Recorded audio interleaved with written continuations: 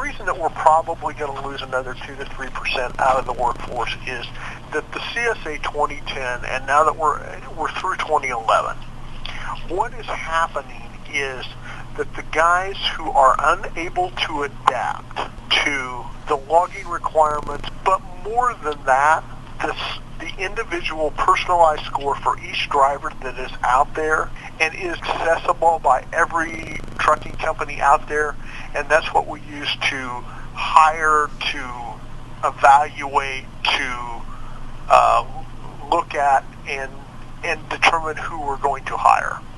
That individualized score on every driver is out there and available. What is going to occur over the next 12 months is a further sifting or elimination of another group of drivers who are not able to perform the duties of a professional driver within the current requirements of the DOT. Now, what I mean by that is there have been guys that have been hanging on just by their fingertips for since CSA 2010 came out. Right. And they're guys that are, we would say, okay, these are guys that are marginal risks to employ. More of those marginal risks to employ will fall out of the overall driver pool because nobody's going to be willing to hire them, to retain them or to hire them. And what's the ramifications if somebody were to hire them? I mean, First of all, you don't want to hire them because of the scrutiny that will be attached to you by hiring them. In other words, hey, this guy's really, really marginal. In fact, he's not good at all, and you're putting him into your risk pool. Not only do you have the liability that he presents from a accident, incident, safety issue, but you have the risk that he brings to your driver pool as a result of the DOT coming in and auditing you. And the question is, can you bring him into compliance? Right. And that's a risk that a lot of companies, ourselves included, aren't willing to take. So the driver pool is going to shrink even more over the next 12 months.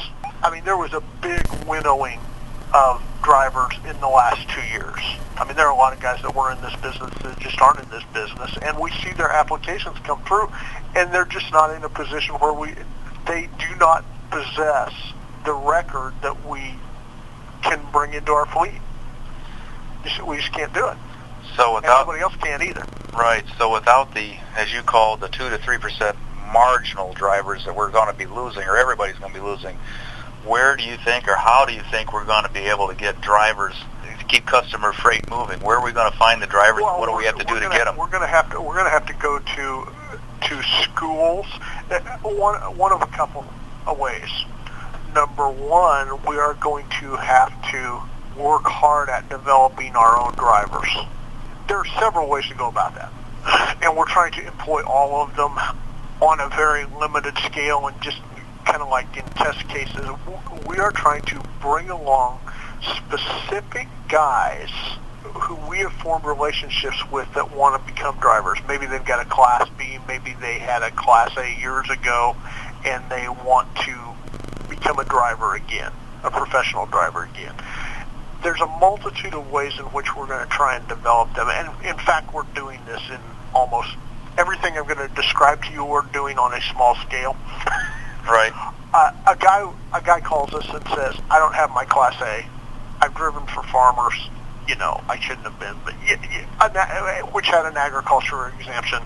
Right. And I really want to get my Class A and actually become a real professional driver." We may sponsor a guy like that and do some serious training with him. Right. So both here at Remington and then out on the road, putting him under the supervision of a trainer. How much additional cost? Obviously, that has a cost to doing all that. I've been trying to figure that out. I'm going to tell you, it's an additional $2,000 to $3,000 in cost per driver. Wow. I will give you an example. We have a guy currently that we brought along, that he came in here, wanted to be a driver. I had a good feeling about him. And so here's what we did with him. We brought him in a couple weeks, and I had our trainer orientation guy actually did, I don't even know how many hours of training with him, both out on the roads around here in Remington and out here in the lot. We then allowed him to use our tractor to go get his CDL. He spent a week riding.